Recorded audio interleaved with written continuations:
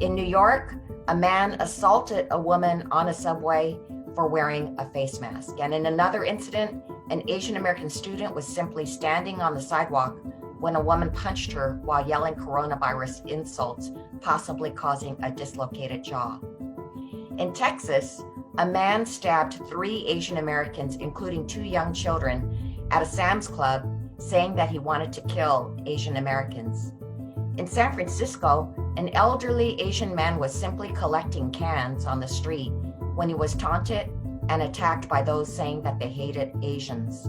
And in Los Angeles, a 16-year-old boy was sent to the hospital after being attacked by bullies who accused him of having coronavirus.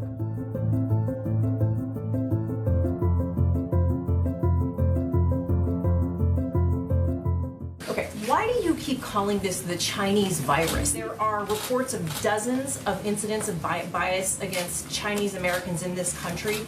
Your own aide, Secretary Azar, says he does not use this term. He says ethnicity does not cause the virus. Why do you keep using this? A lot of people say it's racist. It's not racist at all, no, not at all. It comes from China. That's why.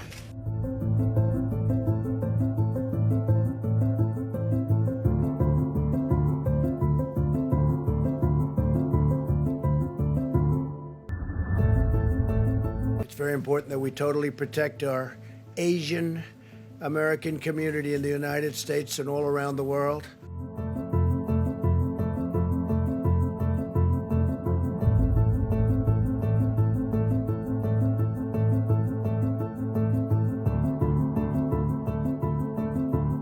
This rhetoric is unacceptable. It is, at best, reckless and irresponsible. We've heard of attacks that range from verbal attacks, whispering attacks, to downright physical and blatant attacks. And as horrified as I am by physical attacks, in most cases, those wounds will heal, but it's the emotional attacks and the verbal attacks and the stigma that so many are going through, especially our newer Americans and our young people and our senior citizens. Those wounds will not heal in most instances.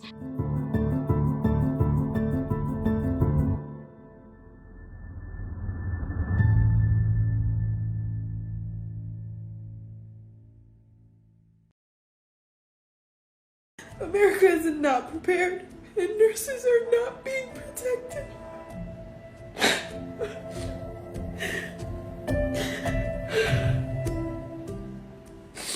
I quit my job today. I went into work and I was assigned to a COVID patient on an ICU unit that has been converted to a designated COVID unit. None of the nurses are wearing masks, not even surgical masks, in the hallways when they're giving report to each other. I had my own N95 mask. I told my manager, I understand we're short on supplies, but let me protect myself. Let me feel safe. I have family that I have to come home to, and the way things are looking, this isn't gonna get any better. America is not prepared, and nurses are not being protected.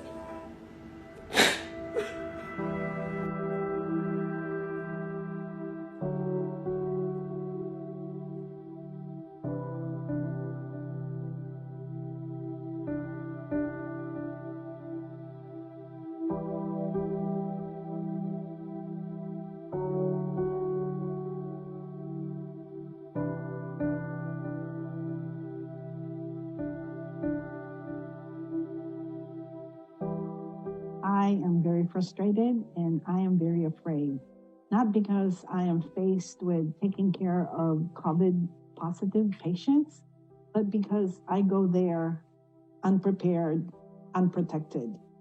While we do have masks that are available, but it's not the right mask that's needed to care for the patient. And we use gowns that are not up to the level of what we need in order to take care of them. And CDC had said a bandana or a scarf is good enough to protect us from the patients. And we know that's not right. Did CDC really say that? Yes, and that was, we were hoping that the CDC would be there to protect us, the frontline workers, and yet they failed to do that. And so we are really scared. We are really anxious because, you know, it's like you wouldn't send a fireman to fight a fire with a squirt gun. And why are they doing it to the nurses?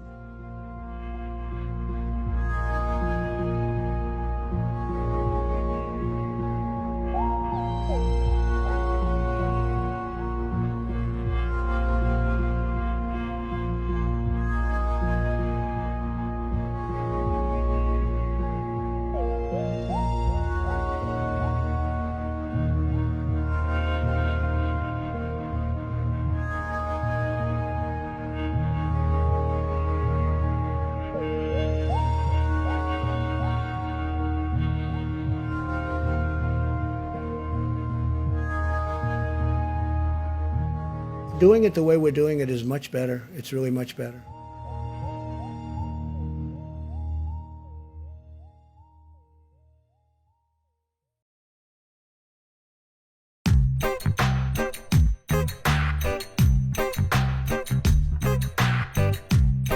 You never know who's going to stop by. Wait a minute, nobody's stopping by.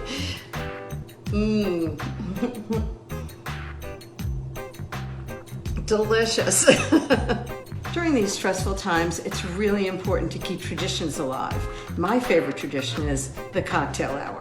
So I'm going to make you my favorite cosmopolitan, and you probably have all the ingredients right in your house. So here goes. So you need a big pitcher, because I like to make a lot of Cosmos. You never know who's going to stop by. Wait a minute, nobody's stopping by.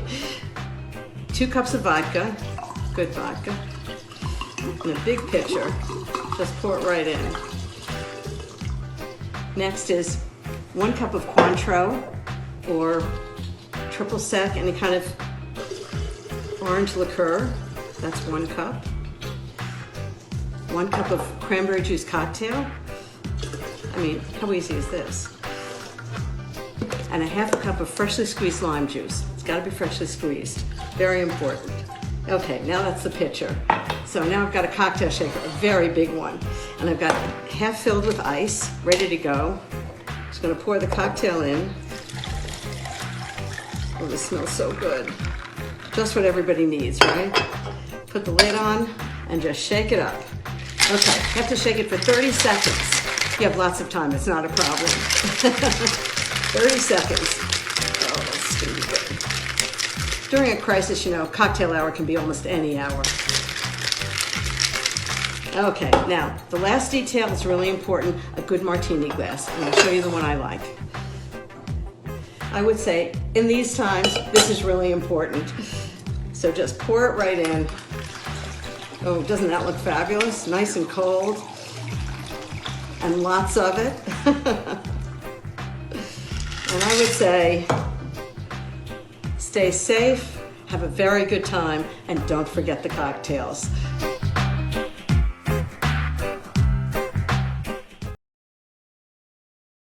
Thank you for coming back to the show. Mom told me I had to.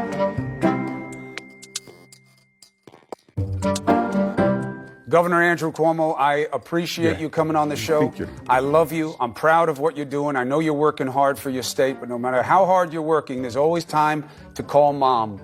She wants to hear from you, just so you know. Yeah, I called Mom. Just Not what she before I said. came on this show. It's not what By she the said. way, she said I was her favorite. She never said Good news is she said you were her second favorite. Second favorite son. You're better than me. Only I'm proud of on the basketball court. you. Never, don't lie. What Pop said. It's what Pop said. Never. He did not. He did what he not. said. You never beat me once. country should not know. once. He said You're Andrew all has talk, tremendous all show, no capability. go. He is blessed in many ways, but he's got hands like bananas and he can't play ball. Everybody knows it. Just saying. Put the money You're on doing the a great table, job, though. and I'll take you out and spank you. Last night, I was doing what I do for my family, which is make my mother's sauce. She taught me how to make this sauce, which is something that is very coveted. And she said, I can only teach he, not she, he who will carry it on best. And you will see the B-roll of me cooking. My mother called me and said, is Andrew there? I said, no, Mom, I'm all alone here out on the island with my family. And she said, where is he? And I said, he's up in Albany in the house with the big gates and the attack dog. And she said, oh, that's too bad. And I said, it's okay, Mom. I love him and I'll make sauce for him too.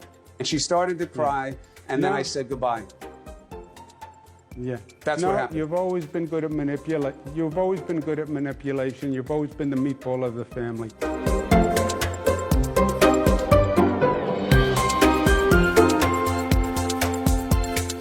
Let me ask you something. With all of this adulation that you're getting for doing your job, are you thinking about running for president? Tell the audience. No. No, you won't answer? No, I answered. The answer is no.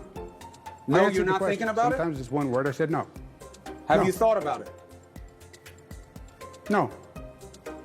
Are you open to thinking about it? No. Might you think about it at some point? No. How can you know what you might think about at some point right now? Because I know what I might think about and what I won't think about. But you're a great interviewer, by the way. Appreciate it. Learn from the best. He is going to be fine. He's young, in good shape, strong, not as strong as he thinks, but he will be fine. He's my best friend. My father was always working, so it was always just me and Chris. Can I ask Where you, am where I? are you? I'm in the I don't process of making a recognize point. where Is you where are. I am. I'm in my basement. But where are you physically? I'm in Oh, my you're basement. in your That's what I basement. just said. Yeah, that's where I am. Oh, you're in your basement, I see. Well, you spend a lot of time there, right? Christina says she sends you there a lot. So kitchen and basement, that's where you've spent Listen. your life. Okay. Here's what I'm trying Go to ahead. say. Did you I'm have in a the question? basement because this is where I had the availability to do this. Right now, I need to be working at home. That's why I'm here. And look, some of us have to work, right? I don't have the luxury of working 1 hour a day. God bless you. Well, I'm happy first for of all, you. it's a But full-time most of us job. work more than 1 hour a day. That's all I'm You saying. certainly have been working a lot. And I'll tell you what, be careful. Not just because you look like you've been burning a lot of hours, but you show up in a lot of places. And I know it gives comfort to people. But if you get sick, God forbid, there's only one of you right now. And if you get sick, it's a problem. So I know you like to run around with your ill-fitting jacket, but just remember that. You got to stay healthy. I need your big brother because I love you and you're the center of the family, but you're the center of the state right now also. Yeah, but I have to do my job, and Mama didn't raise an armchair general in me anyway. I'm not going to sit in my basement. I say to the National Guard every time before I go out there, I'll never ask you to go anywhere that I won't go. I'll never ask you to do anything that I won't do. So I need to be out there doing my job. You stay where you are in the basement. I think it's very nice. I love you. Be safe. Call me sometime. I have to be honest. This basement puts me in a bad position, and I am sitting in an armchair right now. Those are two terrible facts. I'll talk to you soon. I'll send you some sauce. Love you, brother. Mom's secret. Love you. Oh, yeah, thanks. Thanks. Yeah, I know. Meatball. Yeah. I heard it. It's a term of endearment in Italian circles. To be the meatball, you can please make him, please hang up on him now. Thank you very much. He has a lot of work to do. Is he gone? Is he gone? He's gone. Meatball is a term of endearment in any Italian family. They only call one son that, and it is the best thing you can be called. Love you. I do love him. The tension is real, though. How many cases we got? 10. How many cases we got? 10. Now you don't have a mask? No, we don't have no mask. I have to wear scarves. We don't got no mask. They don't provide us with masks. They say they do, they don't. We don't have the right type of gloves. We don't have latex gloves. We're not in the medical field. They're sugarcoating everything. They're downplaying everything. Somebody needs to be held accountable. They need to take care of their people. We're going to bring the virus to the community. We're not essential. Our help is essential. And if we're not healthy and we're bringing the virus home to the community, what good are we doing? There's over 5,000 employees that come in and out this building weekly. Do the math.